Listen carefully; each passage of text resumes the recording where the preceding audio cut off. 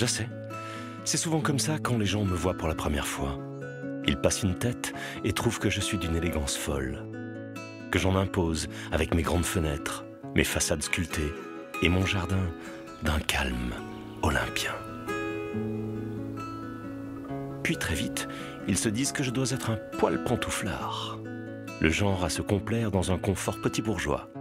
Et c'est vrai que l'endroit où j'habite est plutôt cossu.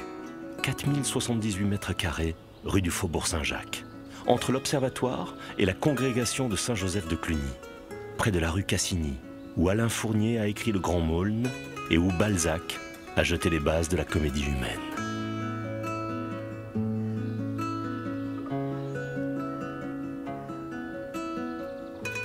Mais s'il savait que derrière cette apparente tranquillité se cache une vie tumultueuse, que des fêtes, j'en ai vu et que j'en vois encore, que je suis le témoin de secrets plus ou moins avouables, que j'abrite une collection de mobilier exceptionnel et que j'ai même voyagé. Voyager, ça y est, vous vous dites qu'avec mes plus de 200 ans j'ai perdu la boule, qu'un hôtel ça ne bouge pas, eh bien moi si, mais ça... c'est mon histoire, une longue histoire qui commence en 1778 sur les Champs-Élysées. Pour être plus précis, à l'angle de l'actuelle rue de la Boétie. So chic. Enfin, pas tant que ça à l'époque. En 1778, les Champs-Élysées c'est encore la campagne, les champs et un lieu de débauche, les Élysées, allusion au paradis des anciens Grecs. C'est là que je suis né, sur un terrain qui à l'époque ne valait pas grand-chose puisque le rapport d'expertise l'avait décrit comme vert, vide et vague. Pas très reluisant. C'était sans compter mon promoteur, Denis Philibert Thiroux de Montsauge, et mon architecte, Jean-Baptiste Louis-Élisabeth Le Boursier, qui avait décidé que je serais un hôtel de prestige ou ne serais pas.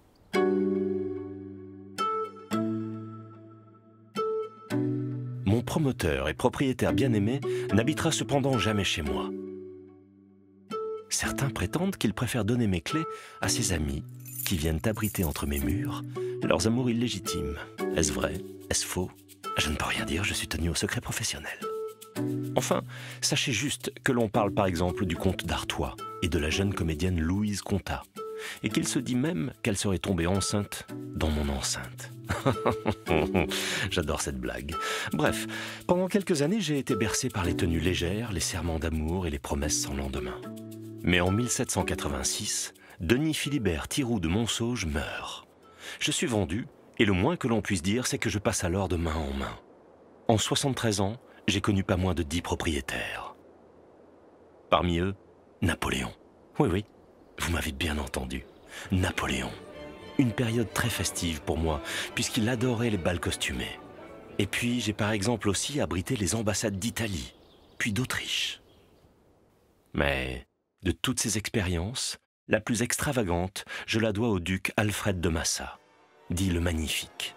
Un dandy très à la mode, qui aimait le théâtre et les réceptions somptueuses, qui faisait venir le chef d'orchestre de l'opéra et jusqu'à 100 choristes, qui me couvrait de fleurs et parait mon jardin de verres de couleur, de feux de Bengale ou de lanternes japonaises. Bref, j'ai adoré vivre ces 150 ans et ces 1001 vies sur les champs. D'autant plus que petit à petit, les Champs-Élysées ont mué et sont devenus l'une des artères les plus fréquentées de la capitale. Pas un défilé officiel qui ne passe par là. Et moi, aux premières loges. J'ai vu la fête de l'Alsace-Lorraine en 1918, le Paris-Brest en 1921, ou encore les débris de l'avion de Roland-Garros en 1923. C'était vraiment la belle vie, jusqu'au coup de bambou. Nous sommes en 1926, et mon nouveau propriétaire de l'époque, le 4e duc de Massa, me délaisse. Il semble totalement insensible à mon charme. Théophile Bader, un entrepreneur alsacien, lui, me fait du gringue. Enfin, c'est surtout mon emplacement qui l'intéresse. Il a fondé en 1893, avec son cousin Alphonse Kahn, une petite mercerie connue sous le nom de Galerie Lafayette.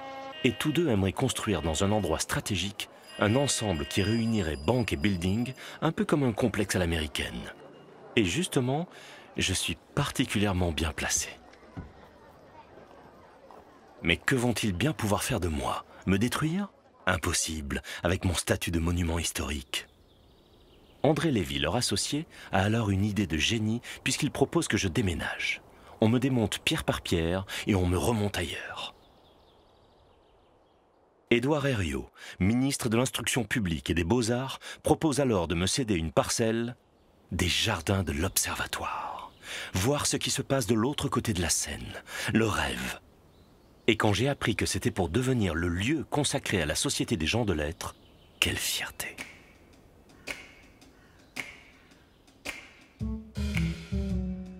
Bon, il faut bien avouer que ça ne s'est pas fait du jour au lendemain et que mon déménagement a pris un temps fou. Le 16 juillet 1927, ma première pierre était certes posée en fanfare, mais j'ai attendu plus d'1 an avant de retrouver toutes mes pierres, charpentes, lambrises et parquets. Après, je ne me plains pas car la presse s'est passionnée pour ce chantier extraordinaire et je suis devenu une star. Il faut dire que ça avait de l'allure. 65 ouvriers spécialisés, 4 équipes avec 4 chefs, 6 camions de 5 tonnes pour le transport, 2480 pierres numérotées par morceaux et par rang, descendues sur des paillassons à l'aide de 2 sapines. Une vraie aventure, comme je les aime.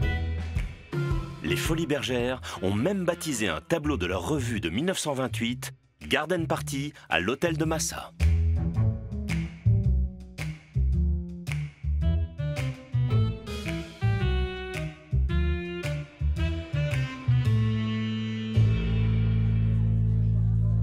Puis, dès 1929, la Société des gens de lettres s'est installée dans mes murs. Je suis maintenant envahi d'auteurs. Avant toute chose, je déteste me déplacer. Ça bouge, ça vit, ça lit, et j'adore ça.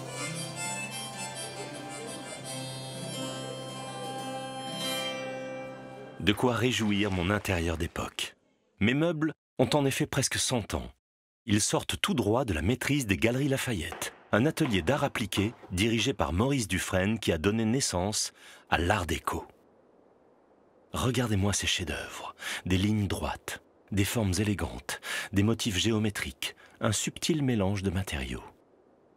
Je suis aujourd'hui à la tête d'un des plus grands ensembles art déco de France. Une série de 110 pièces classées monuments historiques qui va du tapis tissé à Aubusson au canapé et bergère en bois de citronnier attribué à Léon Jalot, au lustre en verre de Venise, en passant par les sellettes en ébène de Macassar sur lesquelles reposent des vases de Bénard. Voilà, vous savez maintenant ce qui se cache derrière ma façade. Je suis dorénavant la maison des auteurs. Je les conseille et défends leurs droits jour après jour. Ils en ont bien besoin. Et cette mission-là, ah oui, vraiment, je ne la lâcherai pour rien au monde.